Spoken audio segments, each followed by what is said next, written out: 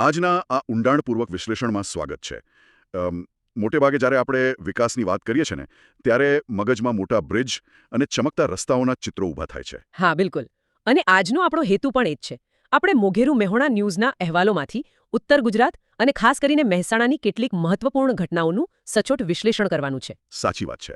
અને આજના એપિસોડનો મારો મતલબ છે આજના ડીપ ડાઇવનો મુખ્ય ઉદ્દેશ એક સમાચાર આધારિત પ્રેઝન્ટેશન આપવાનું છે જેથી લોકોમાં જાગૃતતા આવે અને સાથે જ વહીવટી તંત્ર કે સરકારે શું પગલાં લેવા જોઈએ તેની આપણે સ્પષ્ટ માહિતી આપી શકીએ. એક્ઝેક્ટલી. અને આ માત્ર સમાચારો નથી જુઓ. આ એક અરીસો છે કે આપણે એક સમાજ તરીકે કઈ દિશામાં જઈ રહ્યા છીએ. દરેક સમાચાર પાછળનું શા માટે એટલે કે તેનું કારણ સમજવું બહુ જ જરૂરી છે. તો ચલો આને સમજીએ. આજે આપણી પાસે શહેરી વિકાસથી લઈને ટ્રાફિકની ગંભીર સમસ્યાઓ અને પર્યાવરણ બચાવવાના પ્રયાસોથી લઈને પ્રાથમિક શાળાના પ્રોજેક્ટ સુધીનો ખજાનો છે.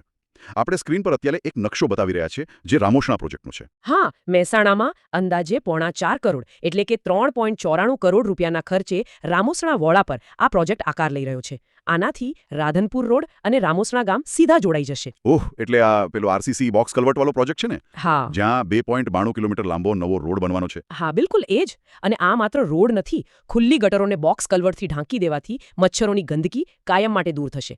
આસપાસની 35થી વધુ સોસાયટીઓને મચ્છર અને ટ્રાફિક બંનેમાંથી મોટી મુક્તિ મળશે. અરે વાહ!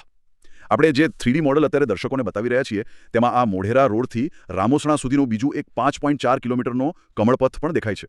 મતલબ આ તો શહેરની સિકલ જ બદલી રાખશે. સાચી વાત છે. અને આમાં સૌથી મોટી વાત એ છે કે શહેરમાં 8 જેટલા રસ્તાઓ ડસ્ટ ફ્રી એટલે કે ધૂળમુક્ત બનશે જેનાથી હવાનું પ્રદૂષણ ઘટશે. પણ પેલું તાવડિયા તળાવવાળું શું છે? તેના ચિત્રો જે આપણે અત્યારે સ્ક્રીન પર મૂક્યા છે એમાં તો વોકિંગ પાથવે અને યોગા ડેક દેખાય છે જાણે કોઈ વિદેશી શહેર હોય. હા, એ ઐતિહાસિક તાવડિયા તળાવનું લેક ડેવલપમેન્ટ છે. ત્યાં જાપાનીઝ મિયાવાકી ફોરેસ્ટ પદ્ધતિથી એક નાનું પણ ઘનઘોર જંગલ ઊભું કરવામાં આવશે. આ પદ્ધતિમાં વૃક્ષો બહુ ઝડપથી ઉગે છે. જોરદાર! આ તો એવું છે જાણે કોઈ શહેરને શ્વાસ લેવા માટે નવા ફેફસા અને ધબકવા માટે નવું હૃદય આપવામાં આવી રહ્યું હોય. બહુ સરસ ઉદાહરણ આપ્યું. પણ અહીં સરકાર અને લોકો બંને માટે એક મોટો સંદેશ છે. સરકાર માટે એ છે કે આ પ્રોજેક્ટની કામગીરી સમયસર અને ગુણવત્તાયુક્ત થાય. અને લોકો માટે શું? કારણ કે આપણે સુવિધાઓ તો માંગીએ છીએ. પણ સુવિધાઓ બન્યા પછી ત્યાં કચરો ન ફેંકવો અને સ્વચ્છતા જાળવવી એ તો નાગરિકોની જ ફરજ છે ને. જો આપણે ત્યાં જઈને ગંદકી કરીશું તો આટલા કરોડોના ખર્ચનો કોઈ અર્થ નથી. એકદમ સાચી વાત. હવે વિકાસની આ વાતો બહુ ઉત્સાહજનક છે પરંતુ વાસ્તવિકતાના કેટલાક ખાડા પણ છે જેના પર નજર કરવી જરૂરી છે. સ્ક્રીન પર આ એક ફોટો જુઓ. આ રાધનપુર રોડ પર એરોડ્રામ નજીકનો છે. અરે બાપ રે, આ તો બહુ જોખમી રીતે લોકો પસાર થઈ રહ્યા છે. હા, અહીં જોખમી યુટર્ન અટકાવવા માટે રોડની વચ્ચે લોખંડના બેરિકેડ મુકાયા છે. પણ જુઓ, બેરિકેડ અને ડિવાઈડર વચ્ચેની નાનકડી જગ્યામાંથી ટુ વ્હીલર ચાલકો કેવા જોખમી રીતે શોર્ટકટ મારી રહ્યા છે. આનાથી તો અકસ્માતનો ભય ઉલટાનો વધી ગયો છે. આ જ ગ્રાઉન્ડ રિયાલિટી છે. અહીં સૌથી રસપ્રદ બાબત એ છે કે માત્ર બેરિકેડ્સ મૂકી દેવા એ કેન્સર પર બેન્ડેડ લગાડવા જેવું નથી. લોકો શા માટે પોતાના જીવને જોખમમાં મૂકીને આવો શોર્ટકટ શોધે છે? એ જ તો મોટો પ્રશ્ન છે. એટલે આમાં વાંક કોનો ગણવો? આમાં તંત્રની જવાબદારી છે કે જ્યાં સુધી ત્યાં કાયમી કર્બ સ્ટોન એટલે કે પાક્કું સિમેન્ટનું ડિવાઈડર ન બને ત્યાં સુધી તાર બાંધીને એ કટ સંપૂર્ણ બંધ કરવો જોઈએ. અને લોકોએ પણ સમજવું જોઈએ કે માત્ર 2 મિનિટ બચાવવા માટે જીવ જોખમમાં મૂકવો એ મૂર્ખામી છે. ટ્રાફિકના નિયમોનું ચુસ્ત પાલન થવું જ જોઈએ. બિલકુલ. અને આવી જ એક બીજી સમસ્યાનો ફોટો પણ આપણે રિપોર્ટમાં જોયો હતો.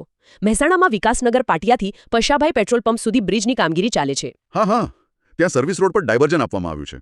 અને સત્યમ પાર્ક સોસાયટી પાસે સર્વિસ રોડ પર જે બમ્પ છે તે સાવ તૂટેલો છે. આપણે તેના દ્રશ્યો પણ દર્શકોને બતાવી રહ્યા છીએ. આવા તૂટેલા બમ્પથી વાહન ચાલકો ભારે પરેશાન થાય છે. આ એક ડોમિનો ઇફેક્ટ છે.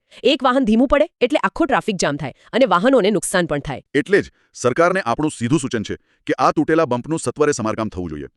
ડાયવર્ઝનવાળા રસ્તા પ્રાથમિકતા પર રિપેર થવા જ જોઈએ. સાચી વાત. હવે શહેરી સમસ્યાઓથી થોડા દૂર જઈએ તો એક બહુ સકારાત્મક સમાચાર છે. એક ગામ આધુનિકતા અને ઐતિહાસિક વિરાસતનું ઉત્તમ ઉદાહરણ બની રહ્યું છે. ઓહ, તમે નંદાસણ ગામની વાત કરો છો ને? તરીકે પસંદગી થઈ છે. તમને જાણીને નવાઈ લાગશે કે આખા ગુજરાતમાંથી માત્ર 2 જ ગામ પસંદ થયા છે. શું વાત કરો છો? અને આપણે જે નકશો બતાવી રહ્યા છીએ તે તો સેપ્ટ એટલે કે સેપ્ટ યુનિવર્સિટીનો પ્લાન છે, રાઈટ? બિલકુલ. આ પ્લાન મુજબ ગામમાં skill development centre, solar lights, નવું બસ સ્ટેન્ડ, શોપિંગ સેન્ટર અને એક આધુનિક ટાઉન હોલ બનશે. આ તો ખરેખર મોટી વાત કહેવાય. એટલે કે પંચાયત પોતાની આવક જાતે ઊભી કરીને આત્મનિર્ભર બનશે. પણ પેલું ઐતિહાસિક મંદિરવાળું શું છે? આ ગામમાં 500 વર્ષ જૂનું સૈયદની મેરડી માતાનું મંદિર છે. ઇતિહાસ એવો છે કે સૈયદ નામના એક મુસ્લિમ વ્યક્તિના ગાડામાં માતાજી પથ્થર રૂપે બિરાજ્યા હતા. આપણે એ ઐતિહાસિક પથ્થર સ્વરૂપના દર્શન કરાવતા ચિત્રો પણ અત્યારે સ્ક્રીન પર બતાવી રહ્યા છીએ. અરે વાહ! આ તો હિન્દુ મુસ્લિમ એકતાનું કેટલું મોટું અને જૂનું પ્રતીક છે. હા, જો આપણે આને મોટા ચિત્ર સાથે જોડીએ ને તો સાચો વિકાસ એ જ છે જ્યાં પંચાયત આત્મનિર્ભર બને અને સાથે જ સદીઓ જૂની સાંપ્રદાયિક સહિષ્ણુતા જળવાઈ રહે. બિલકુલ. અને સરકાર માટે અહીં એ જ સૂચન છે કે આ પ્રોજેક્ટને માત્ર કાગળ પર ન રાખતા ગ્રાઉન્ડ પર 100% પારદર્શિતા સાથે પૂરો કરવો જોઈએ. અન્ય ગ્રામ પંચાયતોએ પણ આમાંથી પ્રેરણા લેવી જોઈએ. સાવ સાચી વાત કહી. હવે વિકાસની વાત થાય એટલે એવું માનવામાં આવે છે કે વિકાસ માટે હંમેશા વિનાશ જરૂરી છે, ખાસ કરીને પર્યાવરણનો. પણ ડીસા જૂના ડીસા હાઈવેનો પ્રોજેક્ટ આ માન્યતા તોડી રહ્યો છે. 8 લેન હાઈવે બનાવવા માટે ત્યાં 5 કિલોમીટરના પટ્ટામાં આવતા 70 જેટલા મોટા વૃક્ષોને કાપવાને બદલે એક મશીનથી મૂળ સહિત ઉખેડી લેવામાં આવ્યા. આપણે એ તોતિંગ વૃક્ષને મશીન દ્વારા શિફ્ટ કરાતું દ્રશ્ય સ્ક્રીન પર મૂક્યું છે, દર્શકો જોઈ શકે છે. આ ટ્રી ટ્રાન્સપ્લાન્ટેશનની આધુનિક મશીનરી છે. વૃક્ષને કાપવાને બદલે તેનું અન્ય જગ્યાએ સુરક્ષિત રીતે પુનઃરોપણ કરવામાં આવ્યું છે. આ ખરેખર બહુ જ મોટી અને સારી વાત છે. જો સરકાર ધારે તો આવા હાઈવે પ્રોજેક્ટ્સમાં આ ટ્રી ટ્રાન્સપ્લાન્ટેશન ફરજિયાત જ બનાવી દેવું જોઈએ. ચોક્કસ, કારણ કે એક વૃક્ષને મોટું થવામાં દાયકાઓ લાગે છે. અને જો પર્યાવરણની સાથે સાથે ભવિષ્યના સિંચનની વાત કરીએ તો શિક્ષણમાં પણ આવી જ નવીનતાની જરૂર છે. અચ્છા, પેલો વિજાપુર પ્રાથમિક શાળાનો project star of the day વાળો. હા, ત્યાં રોજના છેલ્લા પીરિયડમાં 20 મિનિટ વિદ્યાર્થીઓને તેમની પસંદગીની પ્રવૃત્તિ કરવા દેવામાં આવે છે. કોઈને તીરંદાજી કરવી હોય, કોઈને બ્યુટી પાર્લર શીખવું હોય કે હસ્તકલા કરવી હોય. અરે વાહ, આપણે નાના બાળકોને તીરંદાજી અને એમ્બ્રોઇડરી કરતા હોય તેવા પ્રોત્સાહક ચિત્રો બતાવી રહ્યા છીએ. અને અહેવાલ મુજબ ધોરણ 8નો એક વિદ્યાર્થી તીરંદાજીમાં છેક રાજ્ય કક્ષાએ પહોંચી ગયો ને. હા, એનું નામ દીપક ભીલ છે. હવે વિચારો, જો માત્ર 20 મિનિટનો સમય બાળકોની છુપાયેલી પ્રતિભા આટલી બહાર લાવી શકે તો શું આ સિસ્ટમ આખા રાજ્યની શાળાઓમાં ફરજિયાત ન કરવી જોઈએ? બિલકુલ કરવી જોઈએ. અને સરકારે શાળાઓમાં આવા ઇનોવેશન પ્રોજેક્ટ્સ માટે ખાસ ગ્રાન્ટ પણ ફાળવવી જોઈએ. સાવ સાચી વાત છે. તો આજના આ વિશ્લેષણથી સ્પષ્ટ છે કે ઇન્ફ્રાસ્ટ્રક્ચર, શિક્ષણ અને પર્યાવરણ આ ત્રણેયનો સમન્વય થાય ત્યારે જ સાચો વિકાસ થાય છે. પરંતુ સુવિધાઓ સામે નાગરિક તરીકે આપણી જવાબદારીઓ પણ એટલી જ મોટી છે. અંતમાં એક વિચાર પ્રેરક પ્રશ્ન મૂકવા માંગુ છું. હા, ચોક્કસ. આપણે બધા સ્માર્ટ સિટીઝની મોટી મોટી વાતો તો કરીએ છીએ, પરંતુ શું ખરા અર્થમાં આપણે સ્માર્ટ સિટીઝન બની શક્યા છીએ? એ બહુ ઊંડો સવાલ છે. જ્યાં સુધી રસ્તા પરના ડિવાઈડર તોડીને 2 મિનિટ બચાવવા માટે શોર્ટકટ લેવાની વૃત્તિ બંધ નહીં થાય ને, ત્યાં સુધી સાચો વિકાસ જોવા નહીં મળે. આ અંગે ચોક્કસથી વિચારજો. અને આવા જ સચોટ, મહત્વના અને લોકજાગૃતિ લાવતા અપડેટ્સ રોજ મેળવવા માટે દર્શકોએ શું કરવું જોઈએ? એના માટે મહેરબાની કરીને અત્યારે જ moghrumehona.in વેબસાઇટની રોજ વિઝિટ કરવાની આદત પાડો. ત્યાં તમને આ બધી જ માહિતી વિગતવાર મળશે. અને જો આજના આ વિશ્લેષણમાંથી કંઈક નવું જાણવા મળ્યું હોય તો અત્યારે જ મોઘેરું મેહોના ચેનલને સબસ્ક્રાઇબ કરવાનું ભૂલતા નહીં. હા, અને આ વિડીયોને વધુમાં વધુ લોકો સુધી લાઇક અને શેર કરો, જેથી જાગૃતતા ફેલાય.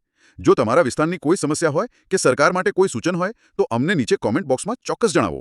આગામી ઊંડાણપૂર્વક વિશ્લેષણ સાથે ફરી મળીશું.